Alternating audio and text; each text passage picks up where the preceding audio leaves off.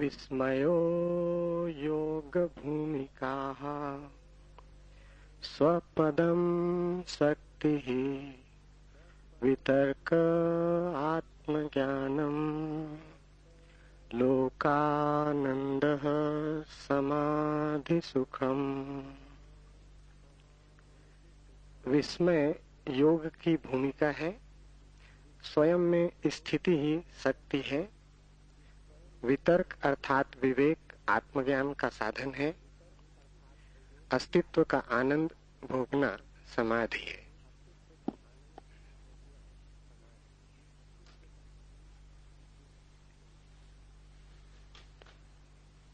विस्मय योग की भूमिका है। इसे थोड़ा समझें। विस्मय का अर्थ शब्दकोश में दिया है आश्चर्य, पर आश्चर्य और विस्मय में एक बुनियादी भेद है, और वो भेद समझ में ना आए तो अलग अलग यात्राएं शुरू हो जाती।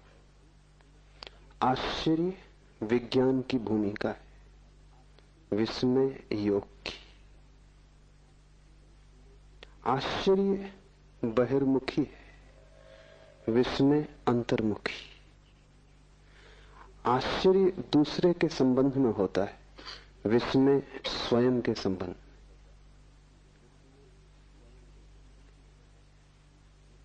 एक बात जिसे हम नहीं समझ पाते, जो हमें अवाक कर जाता है, जिस पर हमारी बुद्धि की पकड़ नहीं बैठती, जो हमसे बड़ा सिद्ध होता है, जिसके सामने हम अनायास ही किम कर्तव्य विमूढ़ हो जाते, जो हमें मिटा जाता है, उससे विस्मय पैदा होता है। लेकिन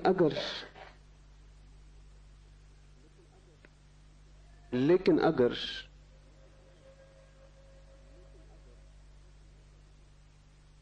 ये जो विस्मय की दशा भीतर पैदा होती है, अतर्क अचिंत्य के समक्ष खड़े होकर इस धारा को हम बहिर्मुखी कर दें, तो विज्ञान पैदा होता है। सोचने लगे पदार्थ के संबंध में, विचार करने लगे जगत के संबंध में, खोज करने लगे रहस्य की जो हमारे चारों ओर है, तो विज्ञान का जन्म होता है। विज्ञान आश्चर्य है। आश्चर्य का अर्थ है विस्मय बाहर की ओर यात्रा पर निकल गया। और आश्चर्य और विस्मय में यह भी फर्क है कि जिस चीज के प्रति हम आश्चर्यचकित होते हैं, हम आज नहीं कल उस आश्चर्य से परेशान हो जाएंगे, आश्चर्य से तनाव पैदा होगा। इसलिए आश्चर्य को मिटाने की कोशिश होती है। विज्ञान आश्चर्य से पैदा होता है, फिर आश्चर्य को नष्ट करता है, व्याख्या खोजता है, सिद्धांत खोजता है, सूत्र चाबियां खोजता है, और जब तक चैन नहीं लेता, जब तक कि रहस्य मिट ना जाए, जब तक कि ज्ञान हाथ में ना आ जाए, जब तक विज्ञान न कह सके कि हमने समझ लिया, तब तक चैन नहीं। विज्ञान जगत से आश्चर्य को मिटाने में लगा है। अगर विज्ञान सफल हुआ तो दुनिया में ऐसी कोई चीज न रह जाएगी जो आदमी न कह सके कि हम जानते।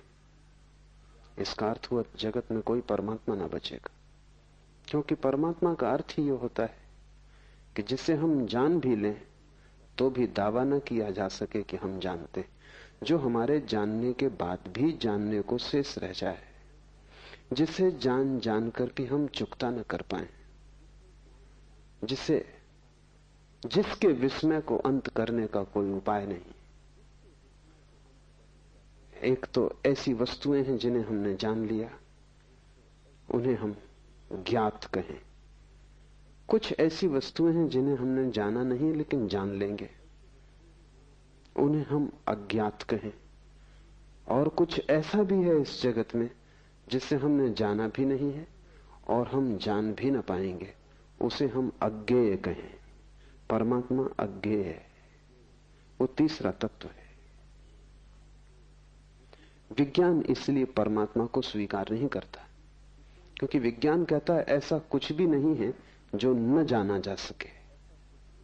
नहीं जाना होगा हमने अभी तक, हमारे प्रयास कमजोर हैं, लेकिन आज नहीं कल, केवल समय की बात है, हम जान लेंगे। एक दिन जगत पूरा का पूरा जान लिया जाएगा, उसमें अनजाना कुछ भी ना बचेगा।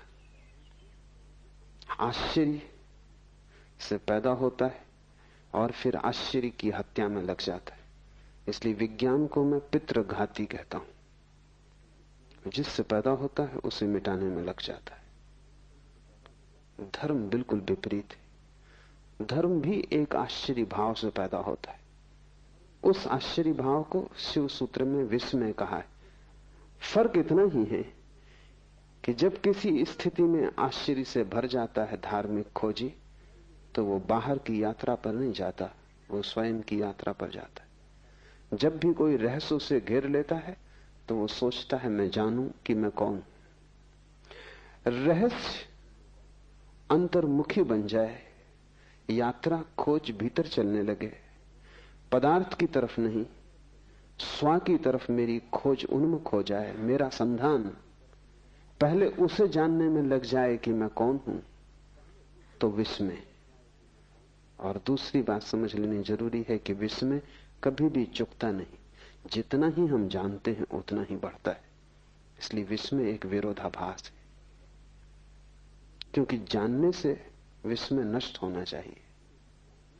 लेकिन बुद्ध या कृष्ण या शिव या जीसस, उनका विस्मय नष्ट नहीं होता।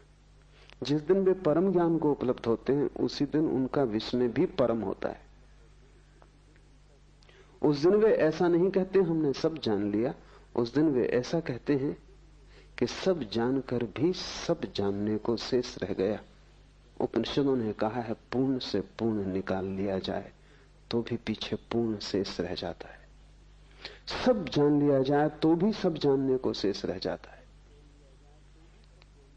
इसलिए धार्मिक ज्ञान अहंकार का जन्म नहीं बनता, वैज्ञानिक ज्ञान अहंकार का जन्म बनेगा।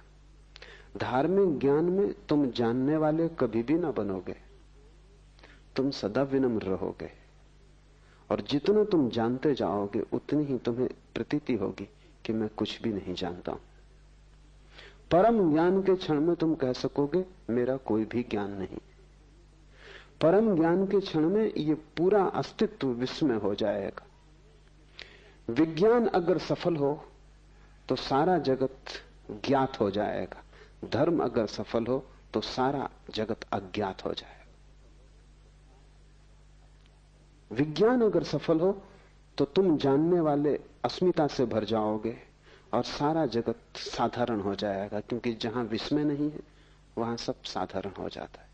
जहां रहस्य नहीं है वहां सारी आत्मा खो जाती। जहां रहस्य का और उपाय नहीं है वहां आगे की यात्रा बंद हो जाती। जहां जिज्ञासा पूरी हो गई, कुतूहल समाप्त हो गया। अगर विज्ञान जीता तो जगत में ऐसी ऊब पैदा होगी जैसी ऊब कभी भी पैदा नहीं हुई थी। इसलिए अगर पश्चिम में लोग ज्यादा ऊब से भरे हैं, बोर्डम से भरे हैं, तो उसका मौलिक कारण विज्ञान है, क्योंकि लोगों के विस्मय की क्षमता कटती जा रही। लोग किसी भी चीज से चकित नहीं होते, चकित होना ही भूल गए। अगर तुम उनके सामने कुछ ऐसा सवाल भी रखो जो उलझाने वाला है तो भी वो कहेंगे कि सुलझ जाएगा, क्योंकि मौलिक रूप से ऐसी कोई भी वस्तु नहीं है विज्ञान की दृष्टि में जो अज्ञात सदा के लिए रह जाए। हम पर्दे उघाड़ ही लेंगे, लेकिन धर्म की यात्रा बड़ी उल्टी। जितने हम पर्दे उखाड़ते हैं पाते हैं रहस्य उतना सघन होता जाता है। जितने हम करीब आते हैं उतना ही पता चलता है कि जानना बहुत मुश्किल है। और जिस दिन हम परमात्मा के ठीक केंद्र में प्रवेश कर जाते हैं उस दिन सभी कुछ रहस्यपूर्ण हो जाता है। बुद्ध के लिए आकाश के तारे ही रहस्यपूर्ण नहीं है, जमीन पर पड़े कंकड़ पत्थर भी आश्चर्यपूर्ण हो गए। बुद्ध के लिए ये विराट ही रहस्य में नहीं है, क्षुद्र से क्षुद्र घटना भी रहस्यपूर्ण हो गई। एक बीज का जमीन से अंकुरित होना भी उतना ही रहस्यपूर्ण है जितना इस पूरी सृष्टि का जन्म। तो जैसे जैसे विस्मय घना होगा वैसे वैसे तुम्हारी आंखें छोटे बच्चे की तरह होती जाएंगी, क्योंकि छोटे बच्चे के लिए सभी कुछ विस्मय होता है। छोटे बच्चे को चलते देखो, वो रास्ते पे जा रहा, हर चीज उसे चौंकाती। एक रंगीन पत्थर उसे कोहिनूर मालूम होता है। तुम हंसते हो क्योंकि तुम ज्ञाता हो, तुम जानते हो ये रंगीन पत्थर है, पागल मत हो, ये कोहिनूर नहीं है। लेकिन छोटा बच्चा उस पत्थर को खीसे में रख लेना चाहता है। तुम कहोगे वजन मत ढो, और गंदा पत्थर है, कीचड़ में पड़ा है, फेंक इसे। लेकिन बच्चा उसे पकड़ता है क्योंकि तुम बच्चे को नहीं समझ पा रहे। बच्चे के लिए विस्मय है। ये रंगीन पत्थर किसी कोहिनूर से कम कीमती नहीं, कीमत विस्मय की है। पत्थरों की थोड़ी कोई कीमत होती। एक तितली भी उसे इतना सम्मोहित कर लेती है जितना परमात्मा भी तुम्हें मिल जाए तो सम्मोहित नहीं करेगा। वो तितली के पीछे दौड़ना शुरू कर देता है। एक छोटे बच्चे की जैसी निर्मल दशा है, ऐसे विस्मय की परम स्थिति में, बुद्धत्व की स्थिति में किसी भी व्यक्ति की हो जाती। इसलिए जीसस ने कहा है कि जो छोटे बच्चों की तरह सरल होंगे वे ही केवल मेरे प्रभु के राज्य में प्रवेश कर सकेंगे। जीसस ने वही कहा है जो शिव इस सूत्र में कह रहे हैं, विस्मयो योग भूमिका। विस्मय योग का प्रथम चरण है। तब तो बहुत बातें ख्याल में लेनी जरूरी है। तुम्हारे पास जितना ज्ञान होगा उतनी ही योग की भूमिका मुश्किल हो जाएगी।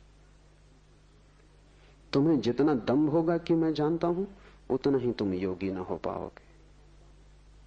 जितने शास्त्र तुम्हारे चित्त पर भारी होंगे उतना ही तुम्हारा विस्मय नष्ट हो गया। एक पंडित को पूछो परमात्मा के संबंध में तो वो ऐसे उत्तर देता है जैसे परमात्मा कोई उत्तर देने की बात हो, जैसे कि कोई उत्तर दिया जा सकता हो। पंडित को पूछो, उसके पास उत्तर रेडीमेड है। तुमने पूछा भी नहीं था, उसके पास उत्तर तैयार था। परमात्मा भी उसे अवाक नहीं करता है, उसके पास सूत्र सब निश्चित है, वो तत्क्षण समझा देता है। लेकिन बुद्ध के पास जाओ, पूछो परमात्मा के संबंध में, बुद्ध चुप रह जाते। शायद तुम यही सोच के लौट आओगे, बहुत से पंडित बुद्ध के पास से यही सोच के लौट गए कि यह आदमी चुप रह गया, इसका मतलब है इसे पता नहीं। और यह आदमी इसलिए चुप रह गया कि विस्मय तो द्वार है। तुम अगर थोड़े समझदार होते तो तुम रुक गए होते इस आदमी के पास जिसने उत्तर नहीं दिया, और तुमने इस आदमी को समझने की कोशिश की होती, इसकी आंखों में झांका होता, इसके सत्संग में, इसकी सन्निधि में तुम रहे होते, क्योंकि इसे कुछ स्वाद मिल गया है और वो स्वाद इतना बड़ा है कि शब्द उसे कह नहीं सकते। और इसे कोई ऐसा दर्शन हुआ है जो उत्तर नहीं बनाया जा सकता। प्रश्न और उत्तर स्कूली बच्चों की बातें। तुम्हारा प्रश्न ही बेहुदा है। परमात्मा के संबंध में कोई प्रश्न नहीं पूछ सकता। विराट के संबंध में कोई प्रश्न कैसे पूछा जा सकता है? विराट के संबंध में तो प्रश्न उत्तर दोनों गिर जाते। तुम्हारा प्रश्न क्षुद्र है, इसलिए बुद्ध चुप रह गए। लेकिन तुम शायद ये सोच के लौटोगे कि इस आदमी को पता होता तो जवाब देता। इसने जवाब नहीं दिया, इसे पता नहीं। तुम पंडित को पहचानते हो क्योंकि तुम्हारा सिर भी शब्दों से भरा है। तुम ज्ञानी को न पहचान पाओगे क्योंकि ज्ञानी विस्मय से भरा है और तुम्हारा विस्मय नष्ट हो गया है। जगत में बड़ी से बड़ी दुर्घटना है और वो है विस्मय का नष्ट हो जाना। जिस दिन तुम्हारा विस्मय नष्ट होता है उसी दिन तुम्हारे छुटकारे का उपाय मुश्किल हो गया। जिस दिन तुम्हारा विस्मय नष्ट हुआ उसी दिन तुम्हारा बाल हृदय मर गया, जड़ हो गया, तुम बूढ़े हो गए। क्या अब भी तुम चौंकते हो? क्या जीवन तुम्हें प्रश्न बनता है? क्या चारों तरफ से पक्षियों की आवाजें, झरनों का शोरगुल, हवाओं का वृक्षों से गुजरना तुम्हारे लिए किसी पुलक से भर जाता है, तुम आह्लादित हो जाते हो, तुम जीवन को चारों तरफ देखकर अवाक होते हो? नहीं, क्योंकि तुम्हें सब पता है कि पक्षियों की आवाज है, कि शोरगुल हवाओं का वृक्षों में। तुम्हारे पास हर चीज के उत्तर हैं। उत्तरों ने तुम्हें मार डाला है। तुम ज्ञान के पहले ज्ञानी हो गए हो। विस्मयो योग भूमिका। और जो व्यक्ति योग में प्रवेश करना चाहे, विस्मय उसके लिए द्वार है।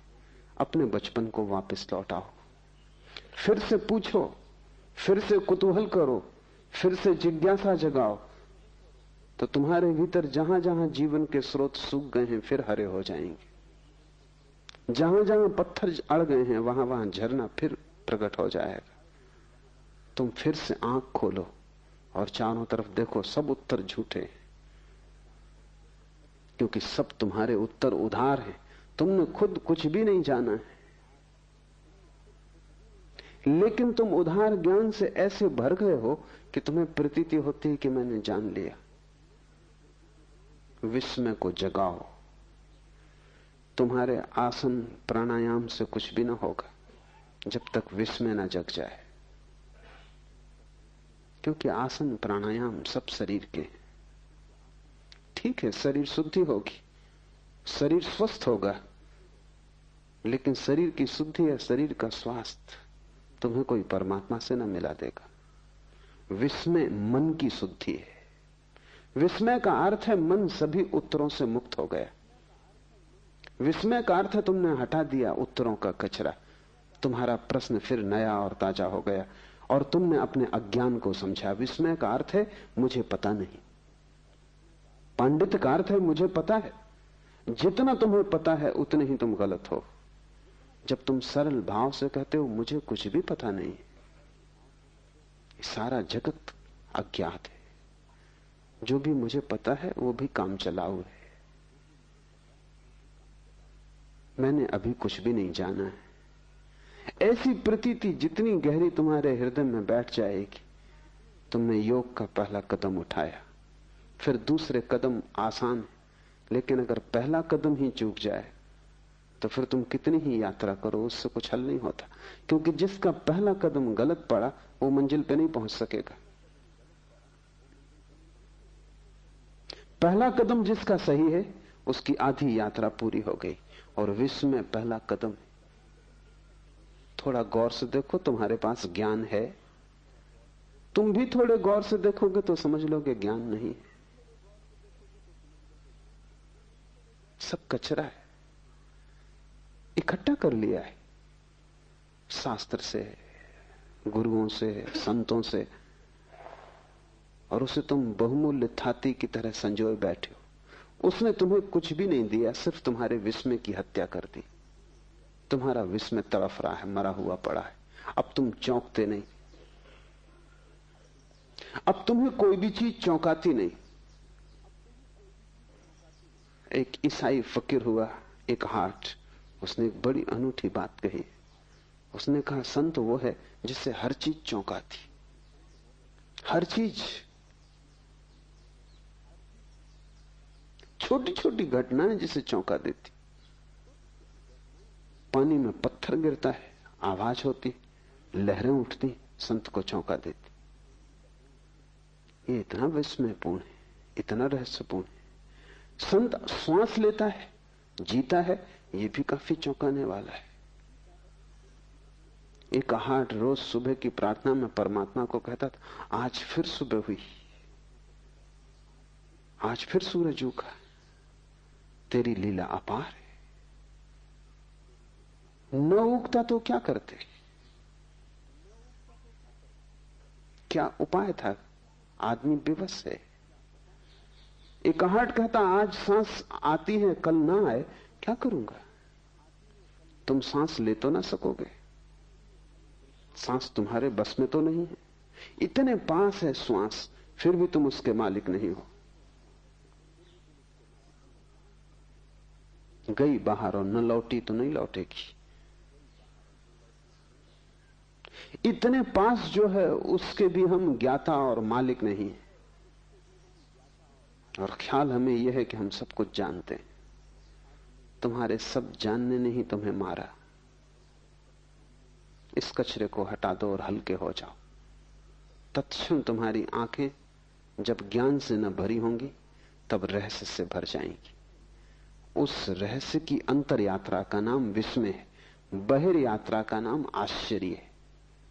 अगर उस रहस्य को तुमने पदार्थों पर लगा दिया तो तुम एक वैज्ञानिक हो जाओगे। अगर उस रहस्य को तुमने स्वयं की सत्ता पर लगा दिया तो तुम एक महायोगी हो जाओगे।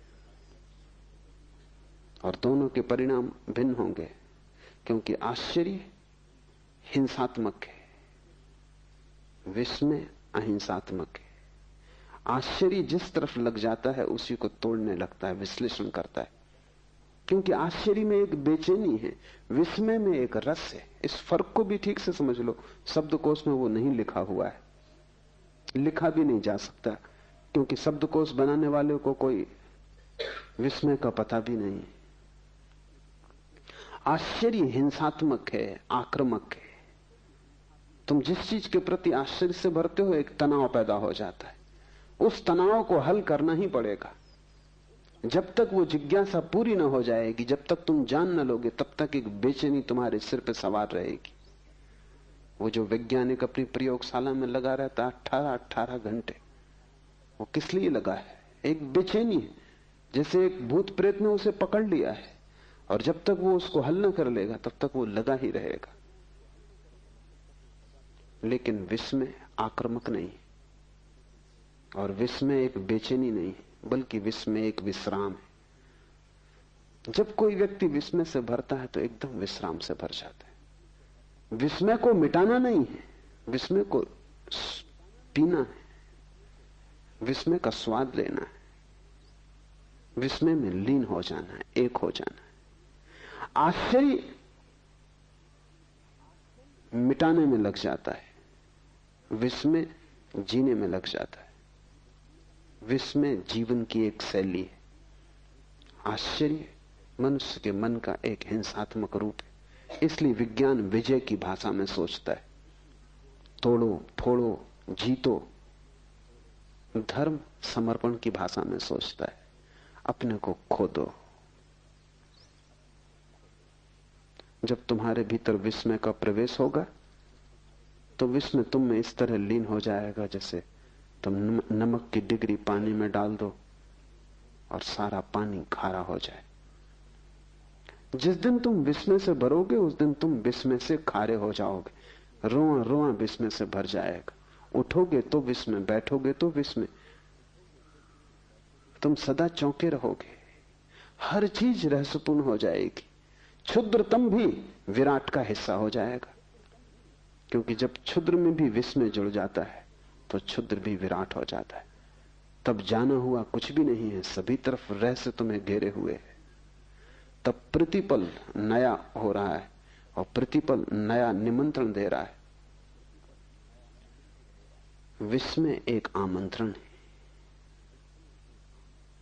मुल्ला नसरुद्दीन एक चुनाव में खड़ा हो गया था,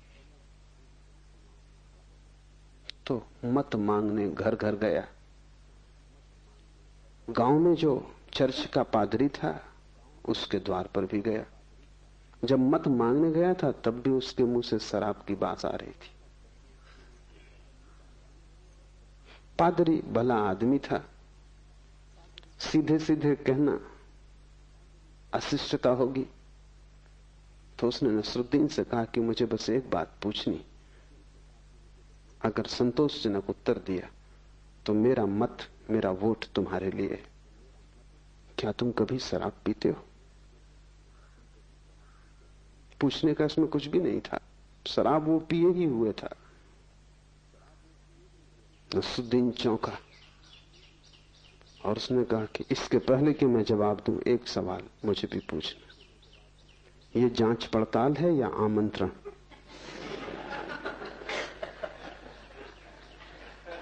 Is this an inquiry or an invitation? आश्चर्य जांच पड़ताल है, विस्मय आमंत्रण। विस्मय एक भीतरी बुलावा है, और जैसे जैसे तुम भीतर प्रवेश करते हो वैसे वैसे डूबते चले जाते हो। एक दिन ऐसा आएगा कि तुम ना बचोगे और विस्मय ही बचेगा। उस दिन परम ज्ञान घट गया। अगर तुमने आश्चर्य किया तो एक दिन ऐसा आएगा कि तुम ही बचोगे और आश्चर्य न बचेगा। ये विज्ञान की निष्पत्ति। अहंकार बचेगा, आश्चर्य नष्ट हो जाएगा। अगर विस्मय की यात्रा पर गए तो तुम नष्ट हो जाओगे, विस्मय बचेगा। रोआ रोआ उसी श्वास से भर जाएगा। तुम्हारा होना ही विस्मयपूर्ण होगा। इसे शिव ने भूमिका कहा योग की। ज्ञान को हटाओ, विस्मय से भरो। और अब कठिन लगेगा शुरू में, क्योंकि तुम्हें ख्याल है कि तुम सब जानते हो। D.H. लॉरेंस एक बड़ा विचारक, कीमती मूल्यवान विचारक हुआ। एक छोटे बच्चे के साथ बगीचे में घूम रहा था। उस छोटे बच्चे ने पूछा, why the trees are green? वृक्ष हरे क्यों? छोटे बच्चे ही ऐसे सवाल पूछ सकते हैं, इतने ताजे सवाल। तुम तो ये सवाल ही नहीं सोच सकते। तुम कहोगे वृक्ष हरे हरे हैं, इसमें पूछना क्या है? ये कोई सवाल है? ये बच्चा मूड है। लेकिन तुम फिर से सोचो, वृक्ष हरे क्यों? तुम्हें सच में उत्तर पता है? शायद तुम में कोई विज्ञान का विद्यार्थी हो तो वो कहेगा क्लोरोफिल के कारण। मगर इससे कोई बच्चे के प्रश्न का हल तो नहीं होता। बच्चा पूछेगा कि वृक्ष में क्लोरोफिल क्यों है? आखिर क्लोरोफिल को वृक्ष में होने की क्या जरूरत है और आदमी में क्यों नहीं? और क्लोरोफिल कैसे वृक्षों को खोजता रहता है? क्यों का कोई सवाल क्लोरोफिल से होता नहीं हल। विज्ञान जो भी जवाब देता है सब ऐसे ही है। उससे प्रश्न सिर्फ एक सीढ़ी और पीछे हट जाता है बस। अगर तुम जरा समझदार हो तो प्रश्न फिर उठा सकते हो। विज्ञान के पास क्यों का कोई उत्तर नहीं है। इसलिए विज्ञान विस्मय को नष्ट कर नहीं सकता, सिर्फ भ्रम पैदा करता है नष्ट करने का। लेकिन D.H. लॉरेंस कोई वैज्ञानिक नहीं था, वो एक कवि था, एक उपन्यासकार था। उसके पास संचेतना थी सौंदर्य की। वो खड़ा हो गया, वो सोचने लगा। उसने बच्चे से कहा कि मौका दो, क्योंकि मुझे खुद ही पता नहीं। तुम्हारे बच्चे ने भी तुमसे कई बार ऐसे सवाल किए होंगे। तुमने कभी कहा कि मुझे पता नहीं? उससे अहंकार को चोट लगेगी। हर बाप सोचता उसे पता है। बच्चा पूछता, बाप जवाब देता है। इन्हीं जवाबों के कारण बाप प्रतिष्ठा खोता है बाद में, क्योंकि बच्चे को एक न दिन पता चल जाता है कि पता तुम्हें कुछ भी न था। तुम नाहक ही जवाब देते रहे। जैसा अज्ञानी मैं हूं वैसे ही तुम हो। तुम्हारी उम्र ज्यादा थी, तुम्हारा अज्ञान जरा पुराना था, बस इतनी ही बात थी। लेकिन छोटे बच्चे को तुम जवाब दे दे तो छोटा बच्चा भरोसा करता है, वो मान लेता है कि ठीक होगा। लेकिन कितने दिन तक मानेगा? D.H. लॉरेंस खड़ा हो गया। उसने कहा कि मैं सोचूंगा, और अगर तुम ज्यादा ही जिद करो तो बस इतने कह सकता हूं कि वृक्ष हरे हैं क्योंकि हरे। इसमें कोई और उत्तर नहीं है। मैं खुद ही इसी रहस्य से भरा हुआ हूं।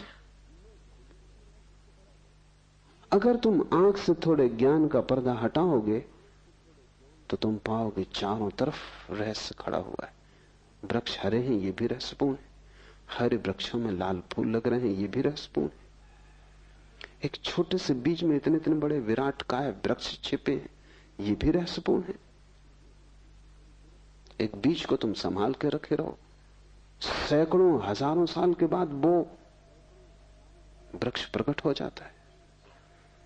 जीवन शाश्वत मालूम होता है।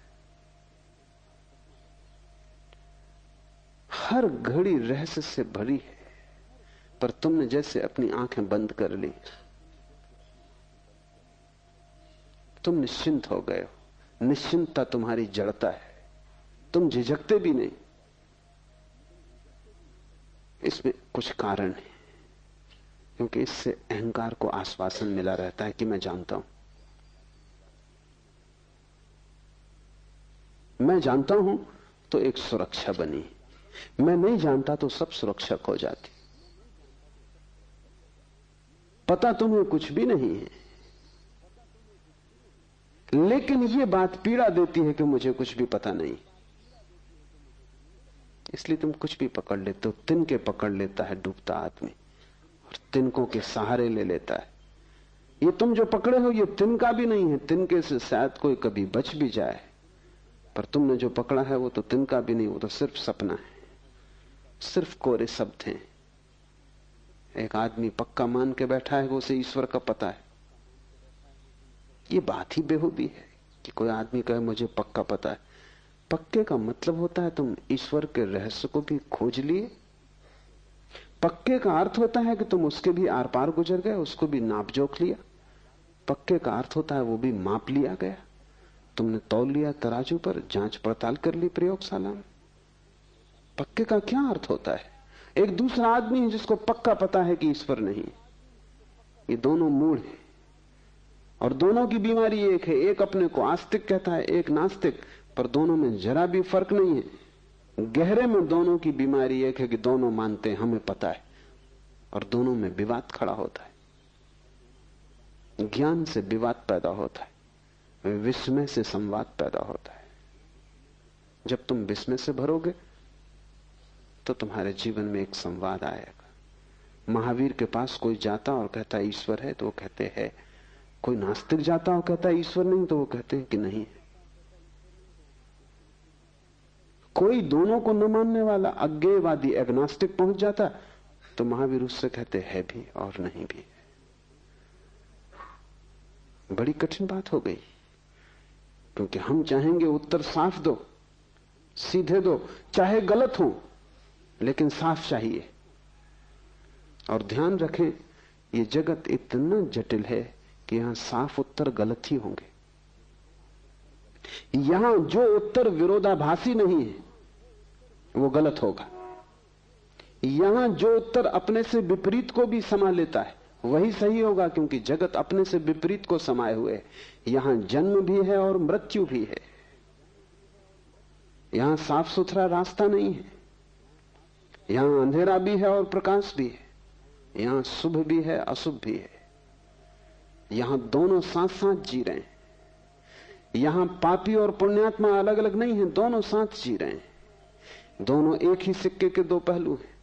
परमात्मा दोनों को अपने में समाये हुए। अस्तित्व बड़ा है, वो कोई तर्क की कसौटी पर कटा हुआ नहीं है, अतर्क है। वहां दोनों एक दूसरे में मिले हुए हैं। ऐसा हुआ कि जुन्नैद ने एक रात प्रार्थना की परमात्मा से कि मैं जानना चाहता हूं इस गांव में कोई ऐसा आदमी है जो महापापी हो, क्योंकि उसको देखकर, उसको समझ के मैं पाप से बचने की कोशिश करूंगा। मेरे पास मापदंड हो जाएगा कि ये महापापी, इस जीवन से बचना। आवाज आई कि तेरा पड़ोसी।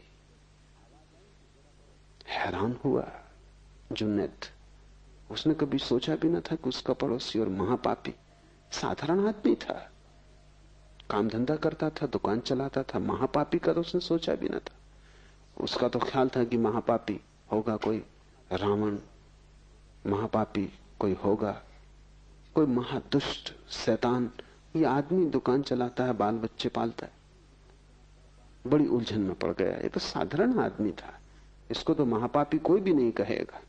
दूसरी रात उसने फिर प्रार्थना की कि ठीक, तू जो कहे ठीक, अब मुझे एक और मापदंड चाहिए कि इस गांव में जो सबसे बड़ा महात्मा हो, पुण्यात्मा हो, उसकी मुझे खबर दे दे।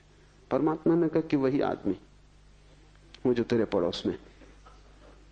जुन्नैद ने कहा तू मुझे मुश्किल में डाल रहा है, मैं वैसे ही काफी मुश्किल में हूं। दिन भर उस आदमी को देखता रहा, ऐसा कुछ महापाप नहीं देखा, और अब और झंझट खड़ी हो गई। पुण्यात्मा भी वही है। तो आवाज आई, मेरी दुनिया में दोनों जुड़े, सिर्फ बुद्धि तोड़ के चीजों को देखती है। यहां बड़े से बड़े संत के पीछे भी छाया पड़ती, यहां बड़े से बड़े पापी के चेहरे पर भी रोशनी है। इसीलिए तो यह संभव होता है कि पापी चाहे तो संत हो जाए, संत चाहे तो पापी हो जाए। इतनी आसानी से बदलाहट इसलिए तो संभव है कि दोनों छिपे हैं एक में ही। अंधेरा और उजेला अलग अलग नहीं है, रात और दिन जुड़े हैं। तर्क तोड़ता है और साफ रास्ते बनाता है। तर्क ऐसे है जैसे कि तुमने एक छोटा सा बगीचा बना लिया हो, साफ सुथरा, कटा पिटा। जीवन जंगल की तरह है, वहां कुछ साफ सुथरा नहीं है, वहां सब चीजें एक दूसरे से उलझी। जो जीवन को समझने चला है उसे साफ कटे कटाए उत्तरों से बचने की क्षमता चाहिए। उनको पकड़ लेने में सुरक्षा है, क्योंकि तुम्हें आश्वासन हो जाता है कि ठीक मुझे पता है। जैसे तुम्हें लगता है मुझे पता है, तुम्हारी हिम्मत आ जाती, जिंदगी में चलने में भरोसा आ जाता है। इसलिए तुम डरते हो ज्ञान छोड़ने से, इसलिए बड़ी पीड़ा होती। तुमसे कोई धन छीन ले इतनी मुसीबत नहीं, फिर कमा लेंगे। और धन तो मिट्टी थी, तुम जानते ही थे। तुमसे कोई पद छीन ले कोई बड़ी चिंता की बात नहीं है, तुम खुद भी त्याग सकते हो। लेकिन ज्ञान तो इधर मैं देखता हूं एक अनूठी घटना घटती। एक आदमी समाज छोड़ देता है, गांव छोड़ देता है, घर छोड़ देता है, पत्नी परिवार छोड़ देता है। लेकिन अगर वो जैन था तो हिमालय पे भी जैन रहता है, हिंदू था तो हिंदू रहता है, मुसलमान था तो मुसलमान रहता है। जिस समाज को छोड़ के भाग आया उसी ने ये मुसलमान होना दिया था, उसी ने ये ज्ञान दिया था कि तुम मुसलमान हो। ये कुरान सच्ची किताब, सब किताबें बाकी गलत। सबको छोड़ आया लेकिन ज्ञान को बचा के आ जाता है हिमालय पर भी। कुछ भी नहीं बदला इस आदमी की जिंदगी में, क्योंकि ज्ञान का भरोसा ऐसे यहां भी है। ज्ञान तुम छोड़ दो और जहां तुम खड़े हो वहीं हिमालय आ जाएगा। हिमालय का अर्थ ही इतना है कि जहां सब रहस्यपूर्ण है, जहां उतुंग शिखर है जिन्हें तुम छू ना सकोगे, और जहां अनंत खाइयां हैं जिनमें तुम उतर ना सकोगे, जो हमारे सभी पैमानों से बड़ा है। विस्मय का अर्थ है जहां तुम्हारी बुद्धि व्यर्थ हो जाती, जहां तुम्हारा अहंकार असमर्थ हो जाता है, जहां तुम एकदम असहाय हो जाते हो। तुम रो सकते हो वहां, हंस सकते हो वहां, लेकिन बोल नहीं सकते। कहा जाता है कि मूसा जब सिनाई के पर्वत पर गए तो रोए भी, हंसे भी, पर बोले नहीं। पीछे लौट के जब उनके शिष्यों ने पूछा कि ये क्या हुआ, परमात्मा सामने मौजूद था और परमात्मा ने खुद कहा, मोसेस जूते बाहर उतार के आ, क्योंकि पवित्र भूमि है, यहां मैं मौजूद हूं। तो तुमने जूते उतारे, तुम रोए भी, तुम हंसे भी, बोले क्यों नहीं? ये मौका क्यों छोड़ दिया? जो भी पूछने जैसा था पूछ लेना था। एक कुंजी तो मांग ही लेनी थी जिससे सभी ताले खुल जाते।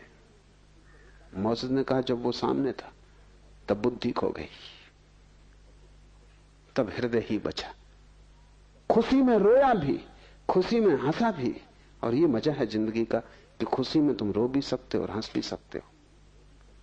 इसलिए ये मत सोचना कि जो रोता है वो दुख में ही रोता है, वो तर्क का हिसाब है। जिंदगी तर्क को मानती नहीं। सब तर्क की सीमाओं को तोड़ के जिंदगी की नदी बाढ़ की तरह बहती। आदमी खुशी में रो भी सकता है, तब उसके आंसुओं का गुणधर्म बदल जाता है, तब उसके आंसुओं में आनंद की झलक होती है।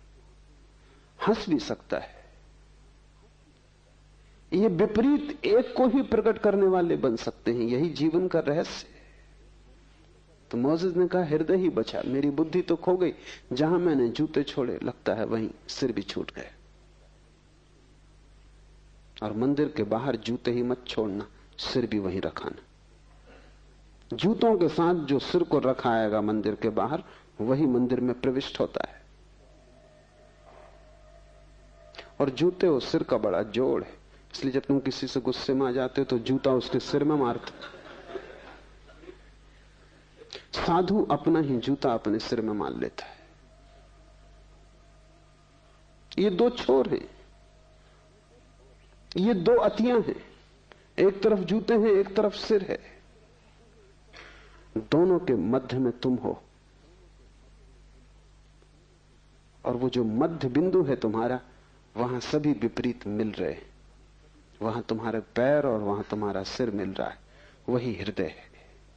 तो मोसेस ने कहा, रोया, हंसा, क्योंकि विस्मय से भर गया, अवाक रह गया।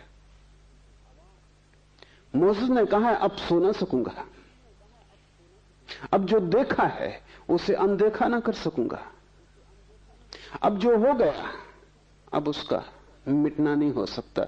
वो मौजूद जो पहले था अब बचा नहीं, अब मैं दूसरा ही आदमी हूं, ये एक नया जन्म। इसको हिंदू द्विज कहते हैं, जब कोई आदमी का ऐसा दूसरा जन्म हो जाए। सभी ब्राह्मण द्विज नहीं है, कभी कभी कोई ब्राह्मण द्विज हो पाता है। द्विज का मतलब जनेऊ पहन लेने से नहीं, द्विज शब्द का अर्थ है दोबारा जिसका जन्म हो। ये मोसेस ने कहा कि अब मैं द्विज हूं, ट्वाइस बॉर्न, अब मैं दूसरा आदमी हूं, अब वो आदमी मर गया। विस्मय से अगर तुम गुजरोगे तो तुम्हारा पुराना मर जाएगा और नए का जन्म होगा, और अगर तुम विस्मय में ठहर गए तो प्रतिपल नया जन्मता है और पुराना नष्ट होता है, प्रतिपल पुराना जाता है और नया आता है। फिर तुम्हारी धारा शाश्वत है, फिर तुम कभी जराजीर्ण न होगे, फिर तुम्हें शाश्वत जीवन की स्फुरणा मिल गई। इसलिए शिव कहते हैं विस्मय योग की भूमिका है। दूसरा सूत्र है स्वपदम शक्ति, स्व में स्थिति शक्ति है, विस्मय भूमिका है। विस्मय का अर्थ है भीतर की तरफ यात्रा है। मैं कौन हूं, इस प्रश्न की अंतर खोज। बाहर गए आश्चर्य, बाहर गए तर्क, बाहर गए विज्ञान, भीतर आए विस्मय, ध्यान, प्रार्थना, सारी विधि बदल जाती। विस्मय तुम्हें भीतर लाएगा, क्योंकि जब सारा जगत रहस्यपूर्ण मालूम पड़ेगा तब एक ही प्रश्न महत्वपूर्ण रह जाएगा कि मैं कौन हूं। यह विस्मय का मौलिक आधार है कि मैं कौन हूं। और जब तक मैं इस मैं को ही न जान लूं तब तक मैं जिसे जानने चला हूं वो यात्रा हो नहीं सकती। कैसे मैं जानूंगा इन वृक्षों को, कैसे मैं जानूंगा तुम्हें, कैसे जानूंगा पर को, जब मैं ही अभी अज्ञात और अज्ञान में हूं, जब मुझे मेरा ही पता नहीं। इसलिए मैं कौन हूं ये महामंत्र है। और जल्दी उत्तर मत देना, क्योंकि तुम्हारे पास उत्तर तैयार है। तो मैं कौन हूं तुम भीतर से कहते हो, मैं आत्मा हूं, ये उत्तर काम ना आएगा। ये तो तुम्हें पता ही है, इससे तुम्हारी जिंदगी बदली नहीं। ज्ञान आग है, वो तुम्हें जला देगा। जब तुम कहते हो मैं कौन हूं और भीतर से आवाज आती, वो भीतर की आवाज नहीं है, वो तुम्हारा सिर बोल रहा है। सिर में छिपे शास्त्र बोल रहे हैं, स्मृति बोल रही है। जब तुम कहते हो मैं आत्मा हूं तो ये 2 कौड़ी का है, इसका कोई मूल्य नहीं, क्योंकि इससे तुम बदले नहीं। ये आग नहीं है, ये राख है। इसमें कभी अंगारा रहा होगा, किसी ऋषि को इसमें अंगारा रहा होगा, तुम्हारे लिए तो ये सिर्फ राख है। जिसके लिए अंगारा रहा वो तो खो गया इस जगत से, तुम राख को ढो रहे हो।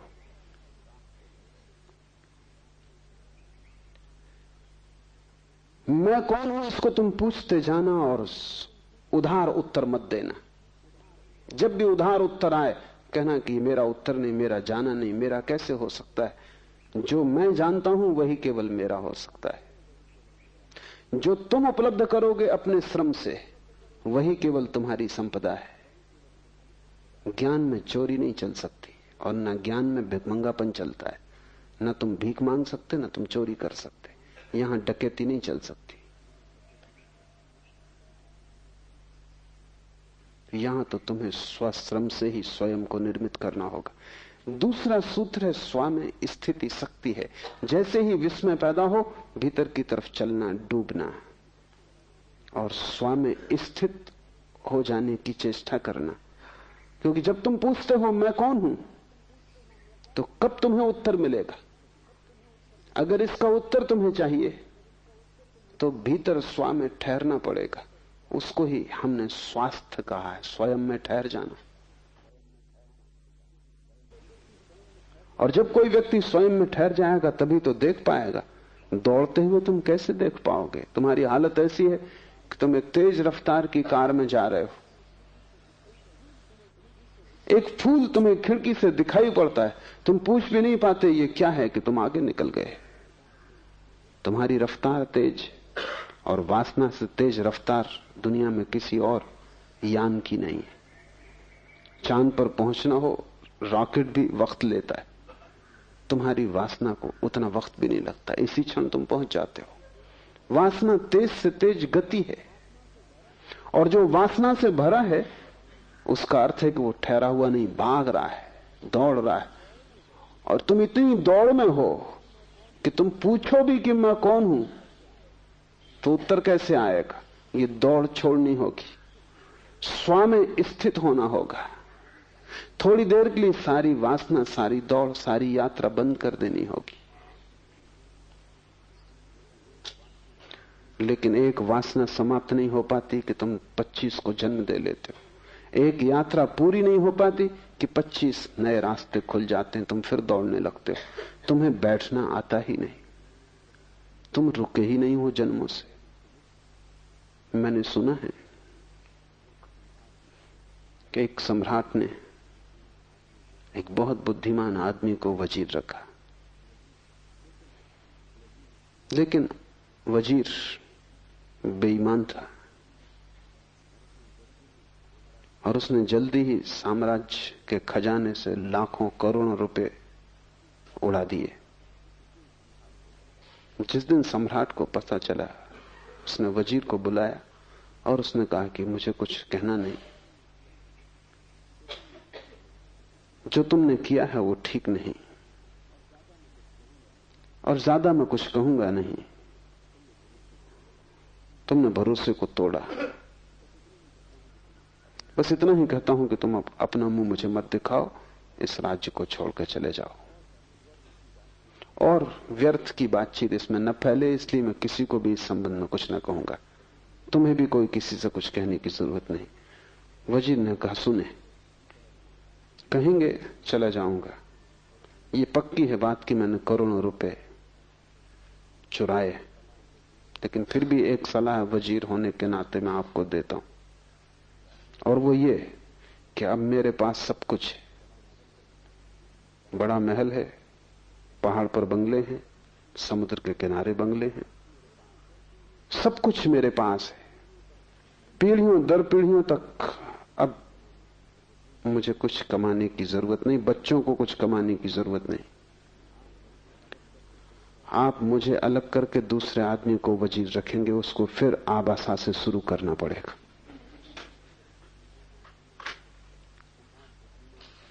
सम्राट बुद्धिमान था, उसकी बात समझ में आ गई।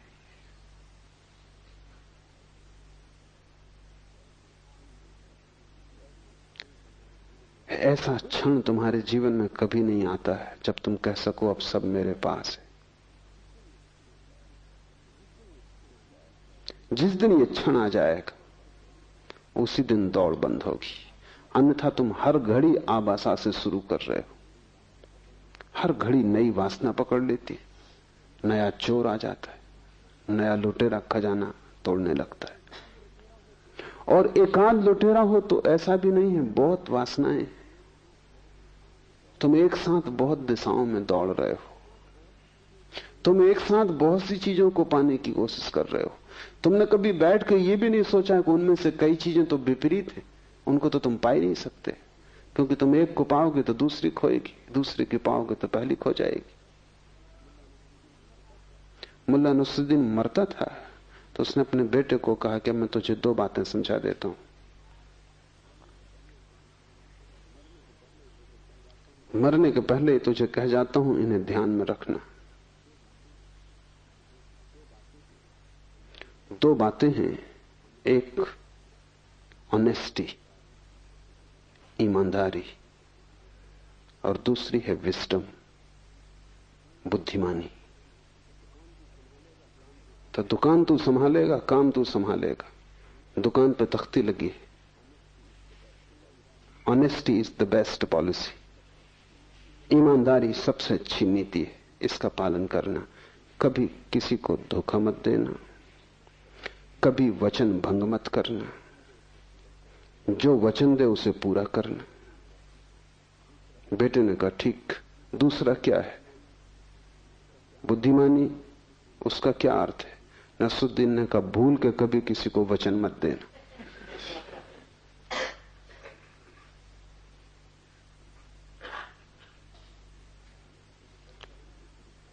बस ऐसा ही विपरीत बटा हुआ जीवन है। ईमानदारी भी और बुद्धिमानी भी दोनों संभालने की कोशिश है। वचन पूरा करना ईमानदारी का लक्ष्य, वचन कभी मत देना बुद्धिमानी का लक्ष्य। इधर तुम चाहते हो कि लोग तुम्हें संत की तरह पूजें, और इधर तुम चाहते हो कि तुम पापी की तरह मजे भी लूटो। बड़ी कठिनाई है।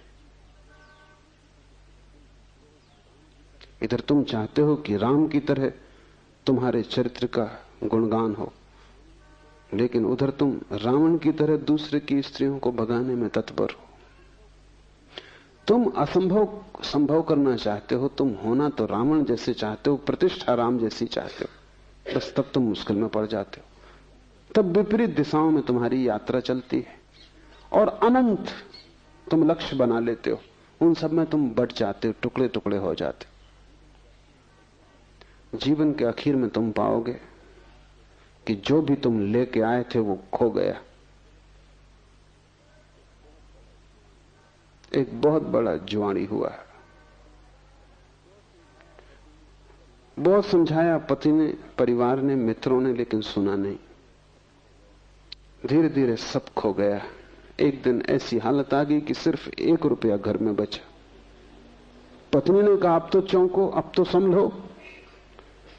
पति ने कहा, जब इतना सब चला गया और 1 रुपया ही बचा है तो आखिरी मौका मुझे और दे। कौन जाने 1 रुपए से भाग्य खुल जाए। जुआड़ी सदा ऐसा ही सोचता है। और फिर उसने कहा कि जब लाखों चले गए और अब 1 ही बचा, अब 1 के लिए क्या रोना धोना, और 1 रुपए चले जाएगा, कोई बचने वाला नहीं। लगा लेने तो दांव पे इस पे भी। पत्नी ने भी सोचा है कि अब जब सभी चला गया और 1 ही बचा, 1 कोई टिकने वाला वैसे भी क्या है, सांझ के पहले खत्म हो जाएगा, तो ठीक है, तू जा अपनी आखिरी इच्छा भी पूरी कर ले। जुआरी गया जुए के अड्डे पर, बड़ा चकित हुआ। हर बाजी जीतने लगा। 1 के 1000 हुए, 1000 के 10,000 हुए, 10,000 के 50,000 हुए, 50,000 के लाख हो गए, क्योंकि वो इकट्ठे दांव पे लगाता गया। फिर उसने लाख भी लगा दिए और कहा, बस अब ये आखिरी, हल हो गया सब, और वो सब हार गए। वो घर लौटा। पत्नी ने पूछा, क्या हुआ? उसने कहा, 1 रुपया चला गया। क्योंकि तुम वही खो सकते हो जो तुम लेके आए थे। लाख की क्या बात करनी। उसने कहा, 1 रुपया खो गया, कोई चिंता की बात नहीं। वो दांव खराब गया, पर उसने ये बात न कही कि लाख हो गए थे। ठीक ही किया, क्योंकि जो तुम्हारे नहीं थे उनके खोने का सवाल भी क्या है। मरते वक्त तुम पाओगे जो आत्मा तुम लेके आए थे वो तुम गंवा के जा रहे हो। बस 1 खो जाएगा, बाकी तुमने जो गंवाया, जोड़ा, मिटाया, बनाया, उसका कोई बड़ा हिसाब नहीं है। अंतिम हिसाब में उसका कोई मूल्य नहीं। तुमने लाखों जीते हो तो भी मौत के वक्त तो वो सब छूट जाएंगे। हिसाब 1 का रह जाएगा, वो 1 तुम हो। और अगर तुम उस 1 में ठहर गए तो तुम जीत गए। अगर तुम उस 1 में आ गए, रम गए, उसके लिए शिव कह रहे हैं, स्व में स्थिति शक्ति है। तुम दुर्बल हो, दीन हो, दुखी हो, उसका कारण ही नहीं कि तुम्हारे पास रुपए कम है, मकान नहीं है, धन दौलत नहीं है। तुम दीन हो, दुखी हो, क्योंकि तुम स्वयं में नहीं हो।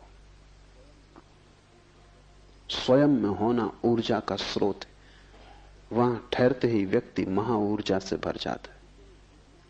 जीसस से किसी ने पूछा कि मैं क्या करूं, मैं बहुत दीन हूं, गरीब हूं, दुखी हूं। जीसस ने कहा, तू कुछ और मत कर, पहले परमात्मा के राज्य को खोज ले, से सब अपने आप पीछे चला आएगा। 1 को खोज लेने से सब पीछे चला आता है, और 1 को गंवा देने से सब गंवा दिया जाता है। वो 1 तुम हो, और वही तुम्हारी संपदा है, क्योंकि उसी को लेके तुम आए हो। और आखिरी हिसाब में यही पूछा जाएगा कि जो तुम लेके आए थे उसे बचा सके या उसको भी गंवा दिया। स्व में स्थिति शक्ति है, स्वपदम शक्ति।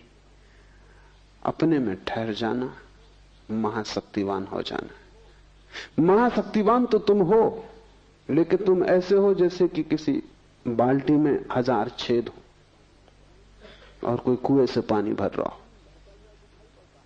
पानी भरता हुआ दिखाई पड़ता हर बार, क्योंकि जब तक बाल्टी पानी में डूबी रहती बिल्कुल भरी रहती। जैसे ही बाल्टी पानी से ऊपर उठती तुम खींचना शुरू करते हो कि 1000 मार्गों से पानी गिरना शुरू हो जाता। जब तक बाल्टी ऊपर आती तब तक उसमें कुछ भी नहीं बचता। 1000 वासनाएं तुम्हारे 1000 छेद हैं, उनसे तुम्हारी ऊर्जा खोती है। जब तक तुम सपना देखते हो तब तक बाल्टी भरी है, जब तक तुम कामना करते हो तब तक बाल्टी भरी है। जैसे ही कामना को कृत्य में लाते हो, जैसे ही खींचना शुरू करते हो कुएं से बाल्टी को, जैसे ही सपने को सत्य बनाने की कोशिश करते हो, ऊर्जा खोनी शुरू हो जाती। हाथ आते तक बाल्टी हाथ आ जाती है, 1000 छेद हाथ में आ जाते हैं, पानी की एक बूंद नहीं आती, प्यास उतनी की उतनी रह जाती। हर बार जब खींचते हो बड़ा शोरगुल मचता है कुएं में और लगता है पानी चला आ रहा है, तूफान आ रहा है, हाथ कुछ भी नहीं आता। हर बार तुम खाली हाथ लौटते हो, लेकिन वासना बड़ी अद्भुत है। एक मछली मार को कोई राहगीर पूछता था कितनी मछलियां पकड़ी। सांझ होने के करीब थी, सुबह से बैठा था बंसी को डाले। ये राहगीर कई बार वहां से निकला और देख गया था, आखिर उससे न रहा गया। उसने पूछा कितनी पकड़ी। उस मच्छी मार ने कहा जिस एक को मैं पकड़ने की अभी कोशिश कर रहा हूं ये, और अगर 2 और पकड़नी तो 3 होंगी। अभी पकड़ी एक भी नहीं है, जिसको पकड़ रहा हूं ये 1 और 2 और तो 3 होंगी। तुम हमेशा इस मच्छी मार की हालत में हो, जिसको पकड़ रहे हो ये 1 और 2 अभी सपने में है, और ये भी अभी सत्य नहीं हुई है, और हिसाब 3 का है, और तुम बड़े प्रसन्न हो रहे हो। जब भी बाल्टी हाथ में आती तुम पाते हो फिर खाली आ गई। और ध्यान रहे, जितनी बार तुम डालते हो कुएं में, छेद उतने बड़े होते जाते हैं। इसलिए बच्चे प्रसन्न मालूम होते हैं, बूढ़े बिल्कुल उदास मालूम होते हैं, उनकी बाल्टी छेद ही छेद हो गई।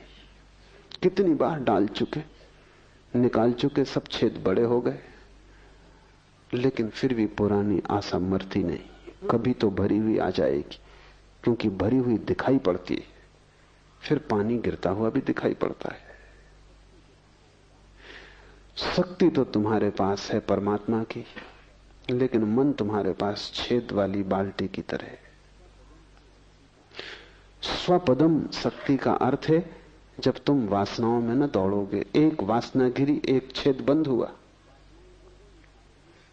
वासनाएं गिर गई, सारे छेद खो गए, और तब तुम्हें किसी और कुएं में बाल्टी डालने की जरूरत नहीं, तुम खुद ही कुआं हो। बड़ी है ऊर्जा तुम्हारे पास, सिर्फ तुम्हारी व्यर्थ खोती शक्ति बच जाए तो तुम महा ऊर्जा लेकर पैदा हुए हो। तुम्हें कुछ पाना नहीं है, जो भी पाने योग्य है वो तुम्हारे पास है, सिर्फ उसे खोने से बचना है। परमात्मा को पाने का सवाल नहीं, सिर्फ खोने से बचना है। वो तुम्हें मिला ही हुआ है, कैसे तुम खो देते हो, यही बड़ी से बड़ी रहस्य की घटना है जगत में। तीसरा सूत्र है वितर्क, अर्थात विवेक से आत्मज्ञान होता है। एक एक सूत्र कुंजी की तरह है। पहला विस्मय, विस्मय मोड़ेगा स्वयं की तरफ। दूसरा स्वयं में ठहरना, ताकि तुम महा ऊर्जा को उपलब्ध हो जाओ। लेकिन कैसे तुम स्वयं में ठहरोगे, उसकी कुंजी तीसरे सूत्र में है, विवेक। वितर्क आत्मज्ञानम, ये वितर्क शब्द समझ लेना जैसा है। तर्क तो हम जानते हैं, तर्क विज्ञान के हाथ है, वो आश्चर्य को काटने की तलवार है। तर्क काटता है, विश्लेषण करता है, तर्क बाहर जाता है, वितर्क भीतर जाता है, वो काटता नहीं, जोड़ता है। तर्क विश्लेषण है, एनालिसिस। वितर्क संश्लेषण है, सिंथेसिस। फरीद हुआ एक फकीर,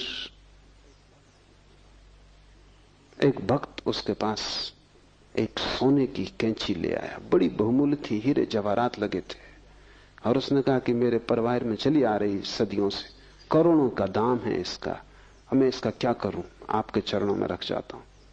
फरीद ने कहा तू इसे वापस ले जा, अगर तुझे कुछ भेंट ही करना हो तो एक सुई डोरा ले आना, क्योंकि हम तोड़ने वाले नहीं, जोड़ने वाले। कैंची काटती, अगर भेंट ही करना हो एक सुई डोरा ले आना। तर्क कैंची की तरह काटता है। हिंदुओं में गणेश तर्क के देवता हैं, इसलिए चूहे पर बैठे। चूहे यानी कैंची, वो काटता है। चूहा जीवित कैंची है, वो काटते रहता है। गणेश उस पर बैठे, वो तर्क के देवता हैं। और हिंदुओं ने खूब मजाक किया गणेश का। उन्हें देख के अगर तुम्हें हंसी ना आए तो हैरानी की बात है। आती नहीं तुम्हें, क्योंकि तुम उनसे भी आश्वस्त हो गए कि वो ऐसे हैं, अन्यथा वो हंसी योग्य है। गणेश के शरीर को ठीक से देखो, वो सब ढंग से बेढंगा है। सिर भी अपना नहीं है, वो भी उधार है। तार्किक के पास सिर उधार होता है, बहुत बड़ा है, हाथी का है, लेकिन अपना नहीं है। उधार सिर हाथी का भी हो तो किसी काम का नहीं, वो तुम्हें सिर्फ कुरूप करेगा। भारी भरकम शरीर है, चूहे पर सवार है। ये भारी भरकम शरीर देखने का ही है, सवारी तो चूहे की है। कितना ही बड़ा पंडित हो, लेकिन सवारी चूहे की है, वो कैंची, तर्क। फरीद ने ठीक कहा कि अगर भेंट ही करनी हो तो एक सुई धागा दे जाना, क्योंकि हम जोड़ते। वितर्क जोड़ने की कला है। वितर्क शब्द का अर्थ होता है विशेष तर्क।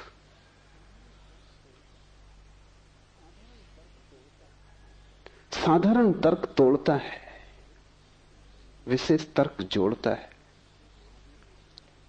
बुद्ध, महावीर, शिव, लाओसे, वे भी तर्क करते हैं, लेकिन उनका तर्क वितर्क है। एक और तर्क है जिसको हम कुतर्क कहते हैं। 3 तरह की संभावनाएं हैं। तर्क तोड़ता है, विश्लेषण करता है, लेकिन लक्ष्य उसका बुरा नहीं, आश्चर्य को हल करना है। उसे तोड़ने में रस नहीं है, तोड़ना प्रक्रिया है। लक्ष्य तो किसी सिद्धांत की उपलब्धि है जिससे कि आश्चर्य समाप्त हो जाए, चीजें साफ सुथरी हो जाएं। लक्ष्य सृजनात्मक है तर्क का। लेकिन जब तर्क का कोई लक्ष्य ही नहीं होता और सिर्फ तोड़ना ही लक्ष्य हो जाता है, जब मजा मारने में ही आने लगता, तब हम उसे कुतर्क कहते हैं। तर्क पागल हो जाए तो कुतर्क हो जाता है। विक्षिप्त अवस्था है तर्क की, तब वो पागल हो जाता, तब वो तोड़ने में लग जाता है। तब कोई और लक्ष्य नहीं रह जाता, नष्ट करना ही रसपूर्ण हो जाता है। वितर्क तर्क की अंतर यात्रा है। तुम यहां तक आए हो घर से चल के, तो नजर, तुम्हारी दृष्टि, तुम्हारी दिशा इस तरफ रही, मेरी तरफ रही। पीठ घर की तरफ हो गई थी। यहां से जब तुम लौटोगे घर की तरफ, रास्ता वही होगा।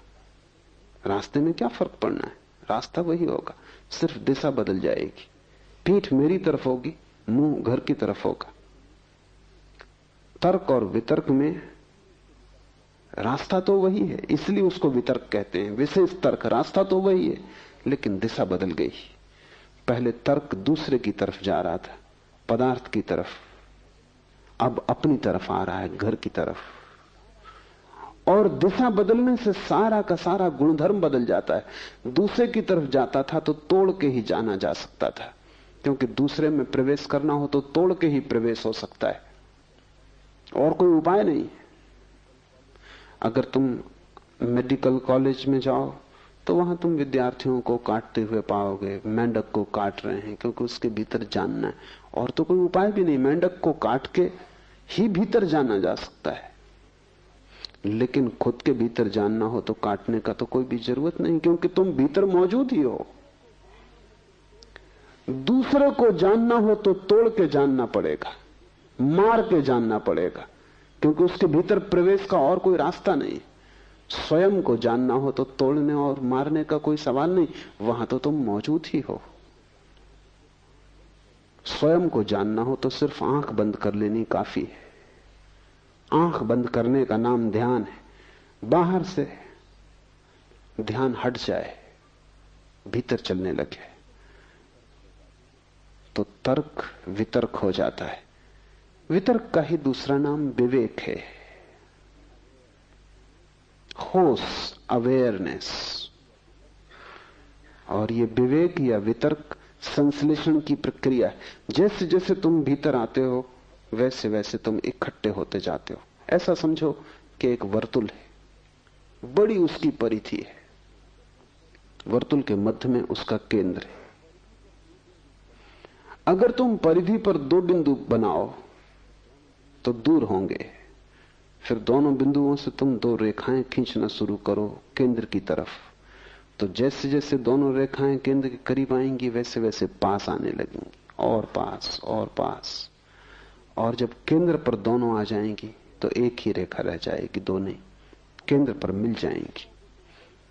अगर इन्हीं दो रेखाओं को तुम परिधि के बाहर फैलाते चले जाओ तो ये दूर होती जाएंगी, और दूर और दूर और दूर, अनंत आकाश में इनकी अनंत दूरी हो जाएगी। तुम्हारे भीतर से जब तुम बाहर की तरफ जाते हो तो चीजें एक दूसरे से दूर होती जाती, फासला बढ़ता जाता है। इसलिए हजार तरह के विज्ञान पैदा हो गए, होंगे ही, क्योंकि फासला बड़ा होता जाता है। रोज नए विज्ञान पैदा हो रहे हैं, क्योंकि जैसे जैसे हम आगे बढ़ते हैं और फासला हो जाता है। वैज्ञानिक बहुत परेशान है, क्योंकि वे कहते हैं एक विज्ञान की भाषा दूसरे की समझ में नहीं आती, और अब ऐसा एक भी आदमी पृथ्वी पर नहीं जो सभी विज्ञान को समझता हो, जो सभी के बीच कोई संश्लेषण कर ले। ऐसा तो बहुत कठिन हो गया मामला, एक ही विज्ञान को जानना असंभव जैसा है। तो दुनिया में ज्ञान बहुत है लेकिन संश्लेषण बिल्कुल खो गया। और धर्म एक है, उनके नाम कितने ही अलग हों, क्योंकि जैसे ही कोई व्यक्ति भीतर की तरफ आता है फासला कम होने लगता है, केंद्र पर सब चीजें जुड़ जाती। केंद्र परम संश्लेषण, अल्टीमेट सिंथेसिस है। वितर्क अर्थात विवेक से आत्मज्ञान होता है। तोड़ो मत, बाहर मत जाओ, दूसरे पर ध्यान मत रखो, भीतर ध्यान लाओ, जोड़ो, धीरे धीरे सरकते आओ केंद्र की तरफ। उस जगह पहुंच जाओ जहां तुम्हारे प्राणों का मध्य बिंदु है। वहां ठहर जाओ, वहां ऊर्जा उत्पन्न होगी। वो जो हम प्रकाश देखते हैं बुद्ध और महावीर में, वो जो हम आनंद देखते हैं कृष्ण में, मीरा में, चैतन्य में, वो किस बात का आनंद है? वो रोशनी किस बात की खबर है? वे उस जगह पहुंच गए जहां अनंत ऊर्जा का स्रोत है। अब वे दरिद्र नहीं है, अब वे दीन नहीं है, अब वे किसी से मांग नहीं रहे हैं, अब वे सम्राट हो गए। उनका सम्राट होना तुम्हारी भी संभावना है, लेकिन एक एक कदम उठाना जरूरी है। विस्मय, स्वामी स्थिति की धारणा, वितर्क से स्वयं तक पहुंचने का उपाय, और चौथा सूत्र है लोकानंदा समाधि सुखम। अस्तित्व का आनंद भोगना समाधि सुख है। और जब तुम स्वयं में पहुंच गए, ठहर गए, तो तुम अस्तित्व की गहनतम स्थिति में आ गए। वहां सघनतम अस्तित्व है, क्योंकि वहीं से सब पैदा हो रहा है। तुम्हारा केंद्र तुम्हारा ही केंद्र नहीं, सारे लोक का केंद्र है। हम परिधि पर ही अलग अलग हैं। मैं और तू का फासला शरीरों का फासला है। जैसे ही हम शरीर को छोड़ते और भीतर हटते हैं, वैसे वैसे फासले कम होने लगते हैं। जिस दिन तुम आत्मा को जानोगे, उसी दिन तुमने परमात्मा को भी जान लिया। जिस दिन तुमने अपनी आत्मा जानी, उसी दिन तुमने समस्त की आत्मा जान ली, क्योंकि वहां केंद्र पर कोई फासला नहीं है। परिधि पर हम में भेद है, वहां भिन्नताएं, केंद्र में हम में कोई भेद नहीं है। वहां हम सब एक अस्तित्व रूप है। शिव कहते हैं उस अस्तित्व को स्वयं में पाकर समाधि का सुख उपलब्ध होता है। समाधि सुखम, इस शब्द को समझ लेना जरूरी है। तुमने बहुत से सुख जाने, कभी भोजन का सुख, कभी स्वास्थ्य का सुख, कभी प्यास लगी तो जल से तृप्ति का सुख, कभी शरीर भोग का सुख, संभोग का सुख। तुमने बहुत सुख जाने, लेकिन इन सुखों के संबंध में एक बात समझ लेनी जरूरी है, और वो ये कि उन सुखों के साथ दुख जुड़ा हुआ है। अगर तुम्हें प्यास ना लगे तो पानी पीने की तृप्ति भी ना होगी। प्यास की पीड़ा तुम झेलने को राजी हो तो पानी पीने का मजा तुम्हें आएगा। दुख पहले और दुख लंबा और सुख क्षण भर, क्योंकि जैसे ही कंठ से पानी उतरा तृप्ति हो गई। फिर दुख, फिर प्यास। भूख न लगे, भूख की पीड़ा न हो तो भोजन की कोई तृप्ति नहीं। इसलिए एक दुनिया में बड़ी दुर्घटना घटती। जिनके पास भूख है उनके पास भोजन नहीं।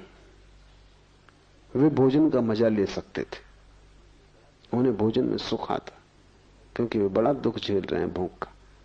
और जिनके पास भूख नहीं है उनके पास भोजन है, वे भोजन का सुख ले नहीं पाते, भोजन से दुख ही मिलता उनको उल्टा।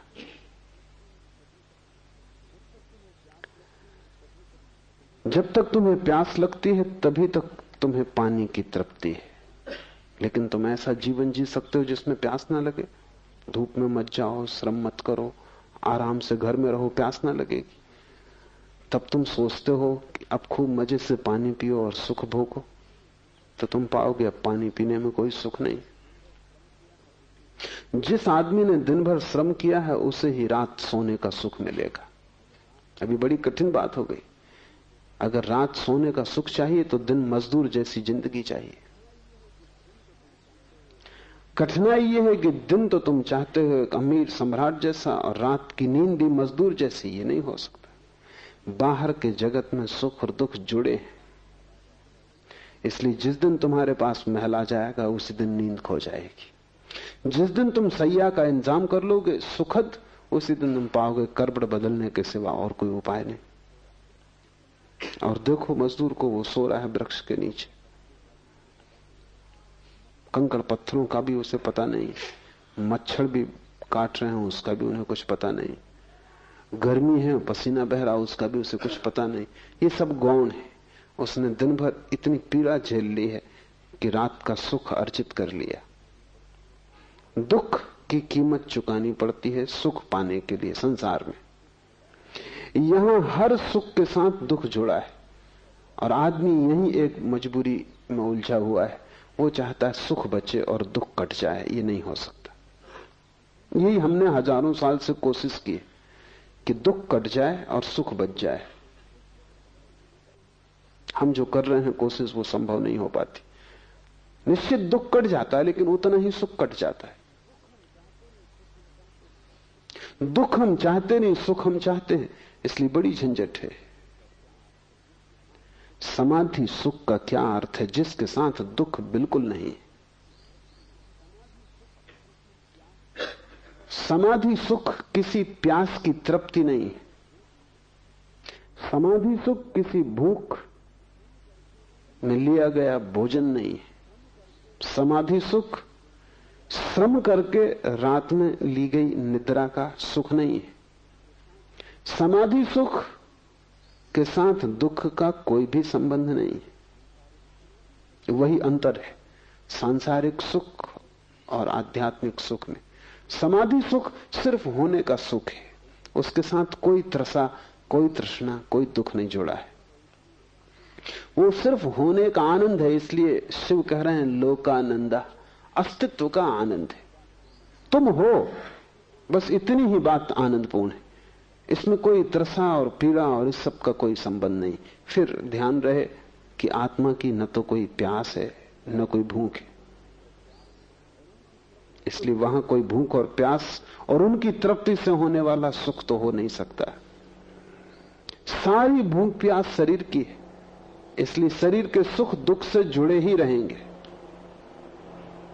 जो आदमी भी शरीर के सुख लेना चाहता है उसे दुखों की तैयारी रखनी चाहिए, और जितनी वो दुख की तैयारी रखेगा उतने ही शरीर के सुख ले सकता है। आत्मा का सुख शुद्धतम सुख है, वहां दुख का कोई उपाय नहीं है, लेकिन वो केंद्र पर घटता है। परिधि पर तो तुम शरीर हो, शरीर परिधि है, वो तुम्हारा घेरा है घर का, वो तुम नहीं हो। वो तुम्हारा बाहरी वर्तुल है। केंद्र पर तुम आत्मा हो, वहां एक नए सुख का आविर्भाव होता है। वो सुख सिर्फ होने का सुख है, सिर्फ होना मात्र। वहां दुख की कोई खाई नहीं है और वहां सुख का कोई शिखर नहीं है। वहां ऊंचाइयां नीचाइयां नहीं है, वहां पाना खोना नहीं है, वहां दिन रात नहीं है, वहां श्रम विश्राम नहीं है।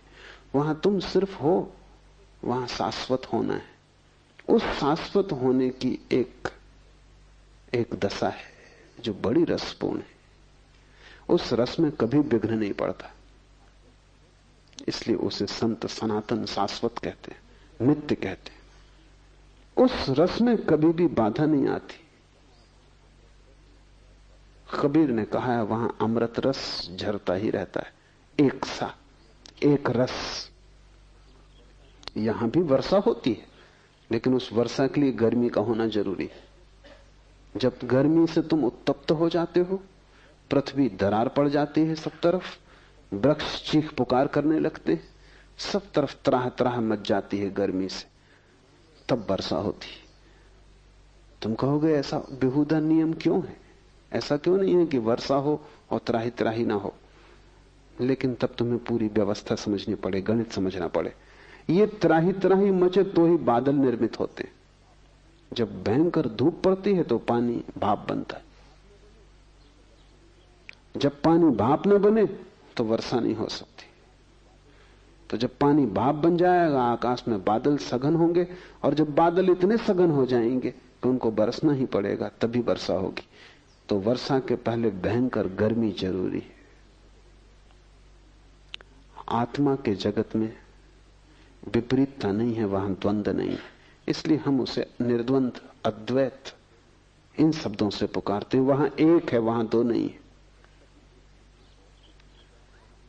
पर तब तुम्हें समझना बहुत कठिन हो जाएगा वहां किस तरह का सुख होगा,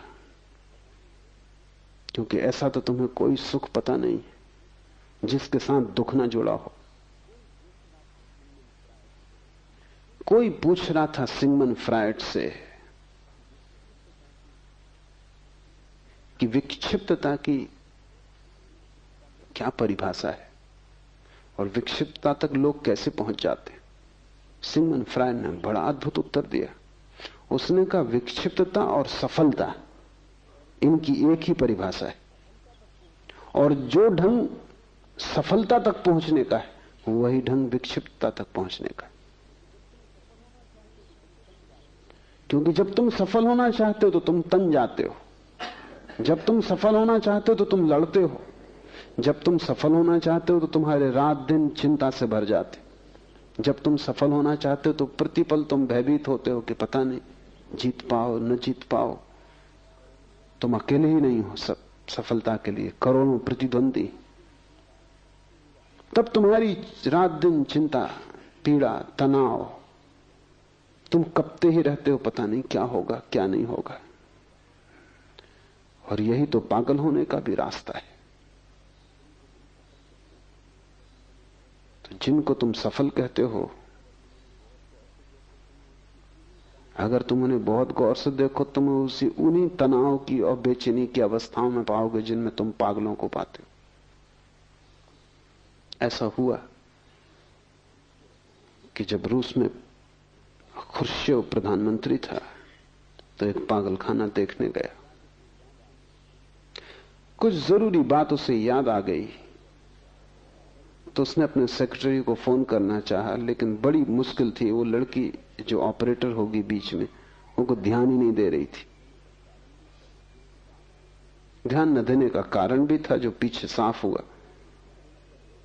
खुर्शीव ने बार बार उससे कहा कि शीघ्र नंबर दो। उस लड़की कोई फिक्र ही नहीं की। तो खुर्शीव ने कहा, लड़की तू समझती मैं कौन हूं? जो कि सदा ही सफल पद पर, धन पर पहुंचे आदमी की धारणा भीतर वो पूरे वक्त 24 घंटे कहता रहता, पता है मैं कौन हूं। चाहे बोले ना बोले, भीतर वो यही बोलता रहता, पता है मैं कौन हूं। क्योंकि इसी के लिए तो सारा गंवाया है, इसी पता करवाने के लिए। आखिर नहीं रहा गया। उसने कहा, लड़की तुझे पता है मैं कौन हूं? मैं खुर्शीव बोल रहा हूं, प्रधानमंत्री। उस लड़की ने कहा, मुझे पता नहीं कि आप कौन है, लेकिन मुझे पता है कि आप कहां से बोल रहे हैं, पागल खाने से।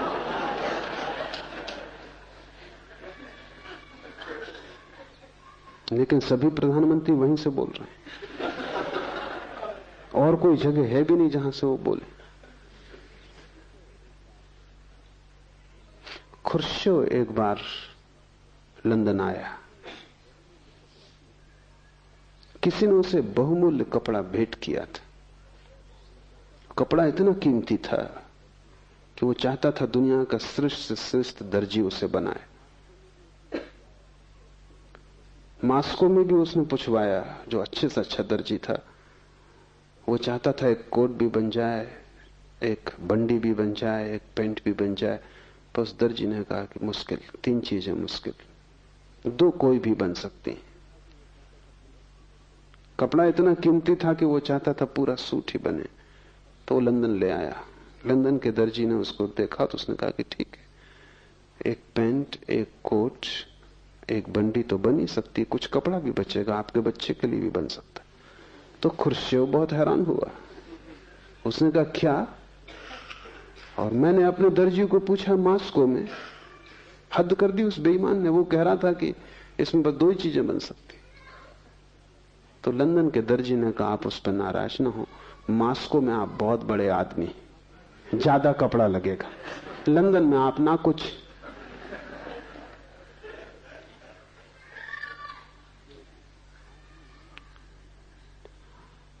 आदमी पूरे जीवन जिन जिन सुखों की खोज में, सफलताओं की, महत्वाकांक्षाओं की खोज में होता है, उनके साथ साथ उतने दुख झेलने की तैयारी में से गुजरना पड़ता है, और वो दुख तोड़ जाते हैं। इसके पहले कि तुम सफल हो, तुम करीब करीब असफल हो जाते हो। संसार में सफल कोई होता ही नहीं, क्योंकि यहां सफलता की कीमत में इतनी गहरी विक्षिप्तता झेलनी पड़ती है, इतना पागलपन झेलना पड़ता है। जब तक सफलता हाथ में आती है, हाथ में आने योग्य नहीं रह जाती।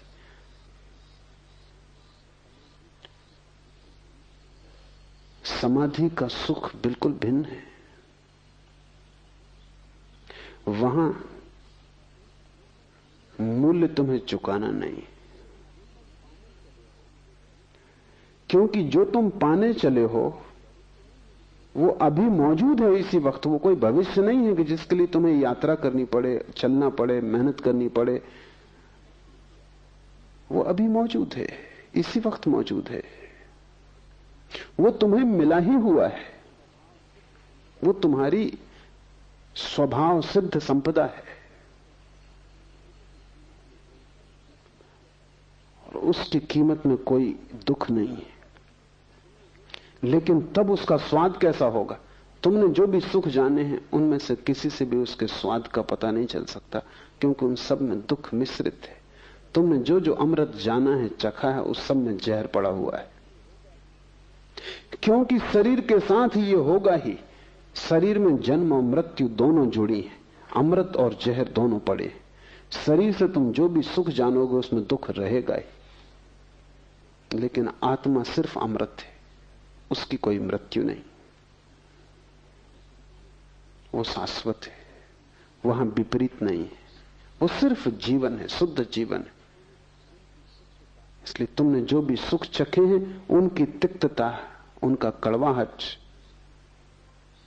छोड़ दो, उनकी तिक्तता को बिल्कुल हटा दो, तो तुम कल्पना शायद थोड़ी सी कर पाओ। तुमने जो भी सुख जाने उन सब में से उनका विपरीत जो दुख का हिस्सा है वो अलग कर दो, तो थोड़ी सी तुम्हें झलक कल्पना में आ सकती है।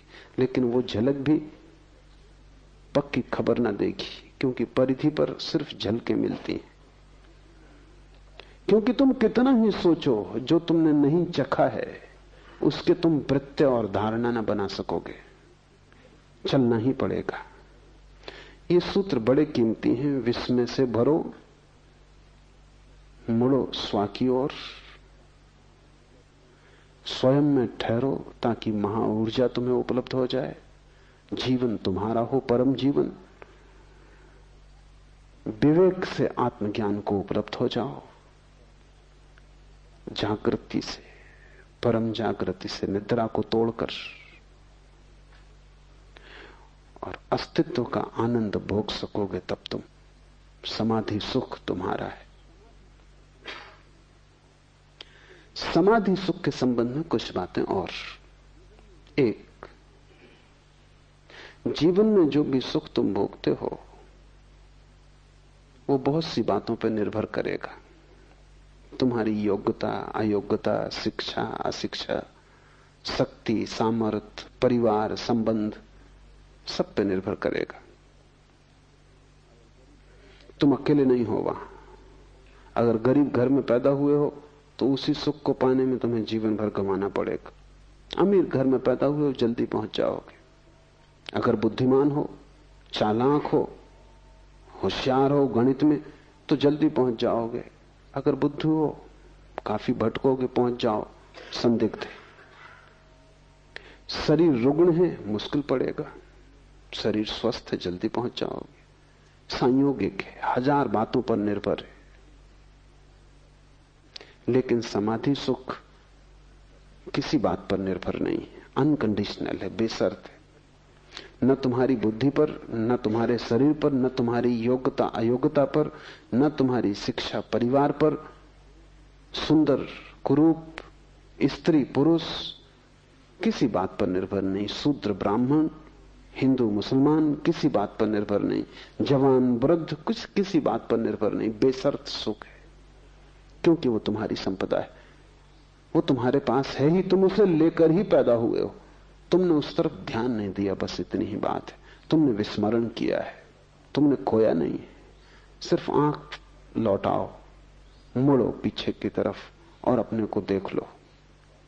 तो ऐसा कुछ नहीं कि बुद्धिमान ज्यादा समाधि सुख पा लेंगे, बुद्धू वंचित रह जाएंगे, ऐसा कुछ भी नहीं।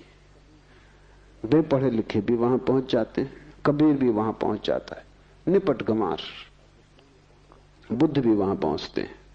और जब दोनों पहुंच जाते हैं तो जरा भी फर्क नहीं है। समाधि सुख जीवन का स्वरूप है। तुम्हारी बाहरी परिधि काली है या गोरी, स्वस्थ या सुंदर, रुग्ण गैर रुग्ण, तुम्हारी बुद्धि में बहुत से शब्द भरे हैं कि थोड़े, शास्त्र तुमने ज्यादा जाने की कम, इस सब से कोई भी संबंध नहीं। तुम्हारा होना पर्याप्त है, तुम हो, इतना काफी है। इसलिए समस्त ध्यान शुद्ध होने की खोज है। जहां तुम शरीर को भी भूल जाओगे, मन को भी भूल जाओगे, वहीं तुम्हें आत्मा का समाधि सुख, अस्तित्व का आनंद उपलब्ध होना शुरू हो जाएगा। किसी भांति बस इतना ही करो कि थोड़ी देर को शरीर तुम्हें स्मरण न रहे, मन स्मरण न रहे। जैसे ही शरीर और मन का विस्मरण होगा, आत्मा का स्मरण होगा। जब तक तुम्हें शरीर और मन का स्मरण रहेगा, आत्मा का स्मरण न रहेगा। क्योंकि शरीर और मन बाहर, आत्मा भीतर, तुम दोनों की तरफ एक साथ न देख सकोगे, एक की तरफ ही देख सकोगे। इस समाधि